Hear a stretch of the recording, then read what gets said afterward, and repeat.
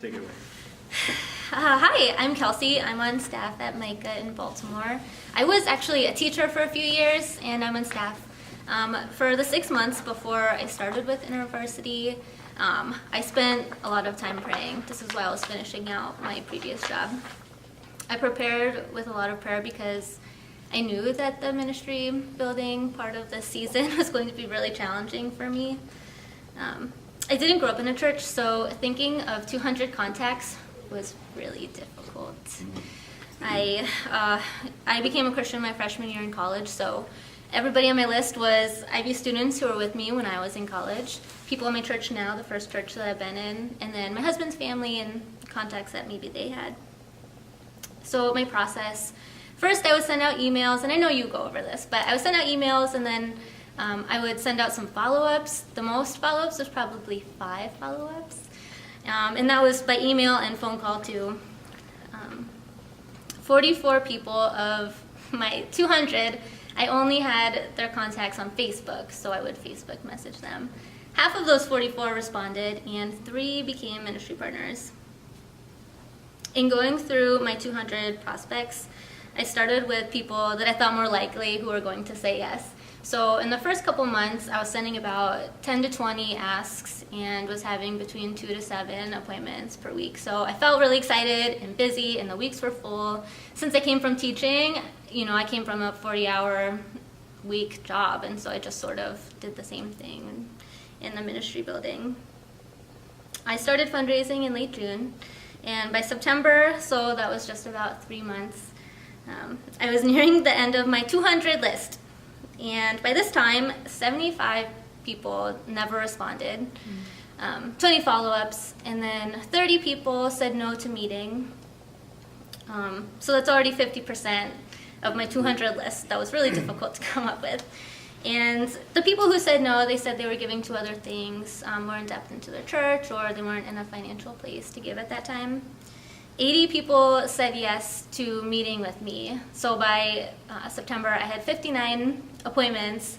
33 of those began being a part of my ministry team. September was really rough. I started out really excited and enjoying having the meetings with my partners, but I had several weeks of no meetings, no partners. I felt like I was getting rejection after rejection and no response at all. I think that hurt the most was no response from people that I thought maybe would at least tell me no, like give me something to work with. It felt worse to be ignored. For the remaining prospects on my list, that was about 20, I kept finding reasons not to reach out to them. They're the very last people that I thought maybe would be interested. And so it was really hard for me to reach out when I knew that I might just get another rejection. I think in my pride I was trying to save myself from that little ping. There were a lot of people that I thought would be excited to join my ministry, like off the bat. For example, my college roommate, we're really good friends. We were in Ivy leadership together. We were roommates for 3 years. We were in each other's wedding parties. I thought surely she would be the first one to be excited, but she was not joining my ministry partnership. For some people, family is the first place that you go to for support and for ministry partnership. I don't have very many Christians in my family, so I have one person from my family who is supporting. My mom wants to and doesn't have the means. My dad, I think, doesn't understand or agree with the idea of fundraising, so he told me not to ask his side of the family. I was confident that God called me to staff. I spent 6 months praying about it. I knew that this is where God was calling me to be. So I never wavered that eventually I would be fully funded, and I attribute those 6 months of praying to that confidence because I know how easy it is to slip into doubt when it just feels like there's a bit of a desert. That said, it was still really hard. I began to unconsciously connect my worth to the response to my asks. Because I was not checking my mindset, the slew of rejections was painful, and it just made it harder to go on more meetings with people. So in 3 months, I had 33 donors, ministry partners. I had raised 50% of my target, but I had no one else to reach out to. So I had a lot of hours to fill. I'm wanting to do 40-hour work weeks, but no hours to fill. So I felt like I was wasting precious time, not knowing what to do with each day. I devoted several hours to prayer, but one day I was just at such a loss of who God was calling me to. I could not think of a single person that I thought would be excited to join ministry with me. And I was determined to keep this 8-hour workday, so I just prayed the whole day. The first part of that day was just giving to God where I was and what I was feeling, and then the rest was listening. I was so desperate for anything, a word, encouragement, just anything. And I remember praying, God, you brought me here, and I know that you wouldn't bring me here just to fail. I know you're going to provide, but I truly have no idea what you're doing in this moment or who you are going to bring in this ministry with me. So after about 6 hours of that praying, I just felt the need to open up to Romans. So I opened it up, just started from the top. And as I was reading, I just got this thought. Open up the community Facebook page for Reisterstown and make a little post. And that was ridiculous to me to make a post in Facebook because, the odds were not great. It was not a very fruitful medium for getting ministry partners. And as desperate as I wasn't quite that desperate to put myself out there to people who didn't know me. But the thought was becoming so loud that I could barely focus on the scripture that I was reading. So I pushed through it, kept trying to focus, fighting the lingering thought. It's silly, no one responds to those kinds of posts. No one knows me in the community. And you're not allowed to solicit fundraisers, so also it's against the rules. So that mental battle just went on for some time until I reached Romans 10, and then my mind just went quiet. I started taking in what I was reading in verse 20. Isaiah is so bold to say, I was found by people who were not looking for me. I showed myself to those who were not asking for me. It's one of those moments where I just knew that God was speaking directly to me in that moment, and I couldn't push it any longer. So I was tired of reaching out continually to people who didn't want to hear from me. But God was saying, just one more time. So I relented. I didn't think that this was going anywhere. But, God, okay, you told me to do this, so I will do it. I will be obedient to what you are asking me for, despite my feelings. So I went to my computer, wrote the post. I said, has anyone ever heard of InterVarsity? Were you in it when you were in college? And that was it. I hit send. A minute later, and it could have been less than a minute, I got a private message from a woman who was in the group, and she said that she was recently supporting a friend in New York, and they just switched jobs. And she clicked on my page and saw that I was a staff in Baltimore for Ivy. And so she was going to start supporting me for $100 a month. She started giving that day. And then the next week we had a phone conversation and she upped it to $200 a month. Wow.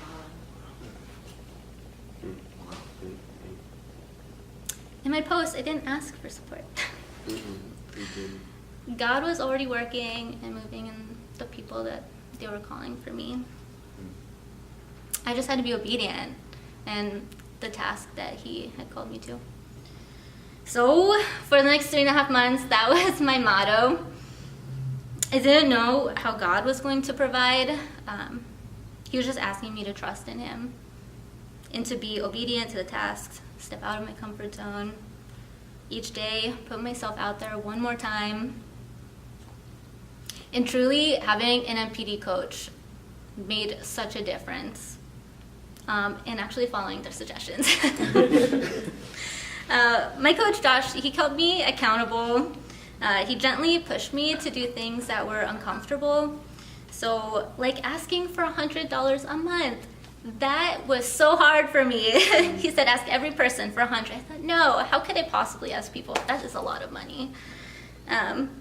But I gained a ministry partner, really close friend, her and her husband. They started giving me $550 a month for a year. I was so humbled. But more than that, I was so thankful for what God was doing in their life. Wow.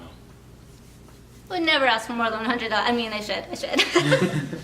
But asking for 100 is really hard. But it makes you think that really it isn't about the money. It's not just fundraising.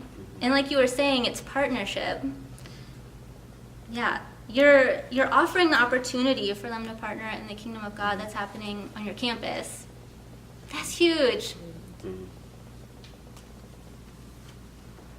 Josh, my coach, led me to put myself out there, to reach out to churches, to meet new people at networking events, and he also pointed me to the people that I was intentionally leaving off my list. The people that I thought couldn't afford to support me, the people who are at my church that I hadn't talked to yet, and I didn't want to start off our friendship asking for money. That was the mindset that I had. But Josh helped me to shift that. God used him in a lot of ways.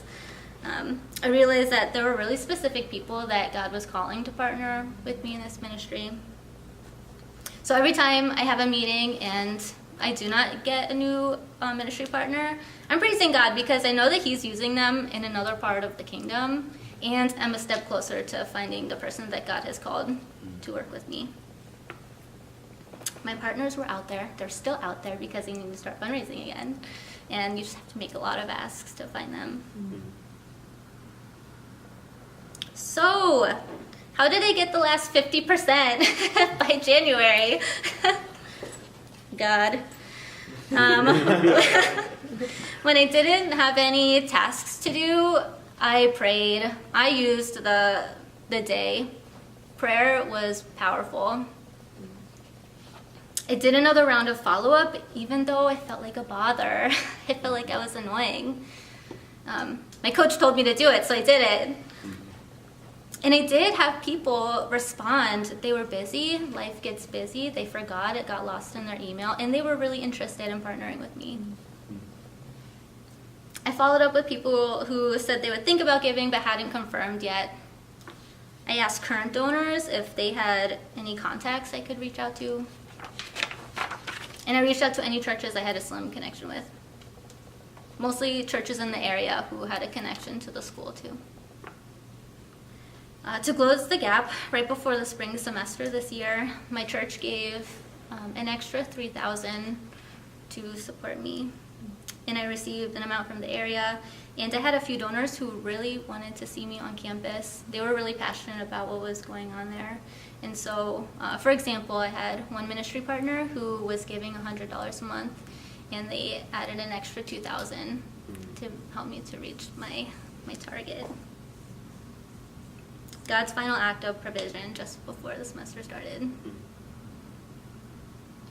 Most importantly, again, I contacted the people that I was afraid to talk to.